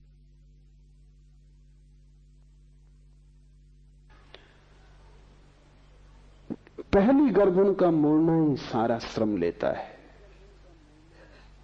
एक बार कुंजी हाथ में आ गई, फिर तुम मालिक हो। फिर जब चाहा तब तुम मजे से संसार में घूमो। तुम्हारे समाधि सुख को कोई छीन ना सकेगा। तुम दुकान पर बैठो, तुम समाधि सुख में रहोगे। तुम बाजार में रहो, तुम समाधि सुख में रहोगे। एक बात घटना शुरू होगी कि जो तुम्हारी बाहर सुखों की बड़ी दौड़ है वो अपने आप छीन होती जाएगी, क्योंकि जब महान सुख हाथ में आ जाए तो क्षुद्र सुखों की चिंता कौन करता है। जब हीरे जवाहरात हाथ में आ जाएं तो कंकड़ पत्थर आदमी अपने आप फेंक देता है, उन्हें फिर त्यागना नहीं पड़ता। इसलिए मैं निरंतर कहता हूं, ज्ञानी कभी कुछ त्यागता नहीं। जो व्यर्थ है वो छूट जाता है। अज्ञानी त्यागते, क्योंकि त्याग उन्हें कष्टपूर्ण है, उन्हें सार्थक का तो कोई पता नहीं, और व्यर्थ को छोड़ने की कोशिश करते हैं। मन पकड़ता है, क्योंकि मन कहता है अभी इसको छोड़ दे रहे हो जो हाथ में, और जो हाथ में नहीं हो उसका क्या भरोसा है, वो है भी या नहीं ये भी संदिग्ध है। तो मैं तुमसे कुछ भी त्यागने को नहीं कहता, मैं तुमसे सिर्फ उसका स्वाद लेने को कहता हूं। वो स्वाद तुम्हारे जीवन में महात्याग हो जाएगा। उस स्वाद के बाद तुम्हें दिखाई खुद ही पड़ जाएगा क्या व्यर्थ है, और जो व्यर्थ है उसे कोई भी नहीं पकड़ता, उसे तो लोग अपने आप ही छोड़ने लगते हैं। सुना है मैंने, बंगाल में एक संत हुए युक्तेश्वर गिरी, एक धनी समृद्ध व्यक्ति उनके पास आया और कहने लगा आप महात्यागी हैं। गिरी खिलखिला के हंसने लगे और उन्होंने अपने शिष्यों से कहा कि देखो ये खुद आदमी महात्यागी है और मुझको महात्यागी कहता, तू मुझको मत फंसा। वो आदमी चौंका, उसने तो प्रशंसा में कहा था। शिष्य भी चौंके, क्योंकि गिरी त्यागी थे, इसमें कोई संदेह ही ना था। शिष्यों ने कहा हम समझे नहीं, वो आदमी ठीक ही कहता है। गिरी ने कहा ऐसे समझो कि हीरा पड़ा है और पत्थर पड़ा है, ये आदमी पत्थर पकड़े, मैं हीरा पकड़े हूं, और ये मुझको त्यागी कहता। कौन त्यागी है? महावीर त्यागी है कि तुम? बुद्ध त्यागी है कि तुम? तुम ही त्यागी हो, क्योंकि कचरे को पकड़े हो, समाधि सुख को छोड़ रहे हो, और व्यर्थ क्षुद्र परिधि पर घटने वाली दुख मिश्रित घटनाएं, जहां कुछ भी शुद्ध नहीं है, जहां सभी अशुद्ध है, जहां सभी बासा है, उच्छिष्ट है, उसे तुम पकड़े बैठे हो। संसारी महात्यागी है, लेकिन संसारी सन्यासियों को त्यागी समझते, उनको लगते हैं सन्यासी त्यागी। सच में तो वो दया करते हैं कि बेचारे सब छूट गए, सब छोड़ दिया, कुछ भोगा नहीं। सम्मान भी करते हैं, भीतर गहरे मन में दया भी करते हैं कि ना समझ, बिना भोगे सब छोड़ दिया। कुछ तो भोग लेते, उन्हें पता ही नहीं कि वो किससे कह रहे हैं। सन्यासी को महाभोग उपलब्ध हुआ है, अस्तित्व ने उसे महाभोग में आमंत्रित कर लिया है। तुमसे मैं छोड़ने को नहीं कहता, तुमसे मैं जानने को कहता हूं, स्वाद लेने को कहता हूं। वही स्वाद तुम्हारे जीवन में धीरे धीरे जो व्यर्थ है उसका कटना हो जाएगा। व्यर्थ छूट ही जाता है, उसे छोड़ना नहीं पड़ता है। आज इतना ही।